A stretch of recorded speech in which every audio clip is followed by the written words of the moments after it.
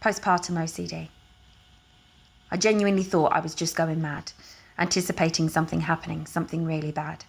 Living with it was becoming impossible. I had this inflated sense that I was solely responsible for protecting the people inside of my house from catastrophic incidents affecting my kids and my spouse. These intrusive thoughts crept in at week 5 when my newborn and I were just trying to survive.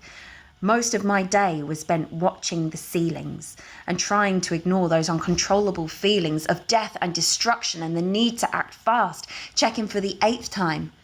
But I knew not the last. My attempt to raise it came out with a giggle over my son's head as we watched Diggle Piggle.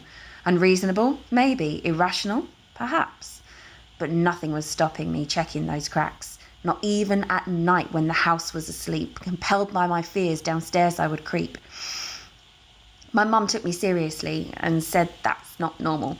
Who spends their entire day monitoring a wall? For me, it was huge that I actually phoned up the doctor, and the perinatal team moved it quickly thereafter.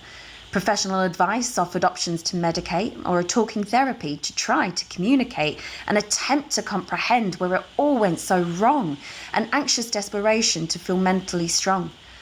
Labelling these thoughts as obsessive compulsions, understanding the complexity, open discussions about inflated responsibility and magical thinking, perfectionism, and how much time I was wasting feeding this bully inside of my head when my attention should have been drawn to my children instead.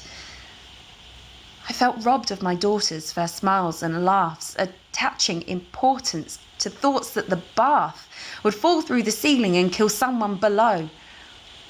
But it wasn't my fault, and it's only now that I know that postpartum OCD is surprisingly common.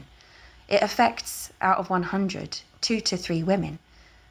And with professional help, I recommend CBT. It's almost at the stage where I think that I'm free from the tyrant who isolated me from my family.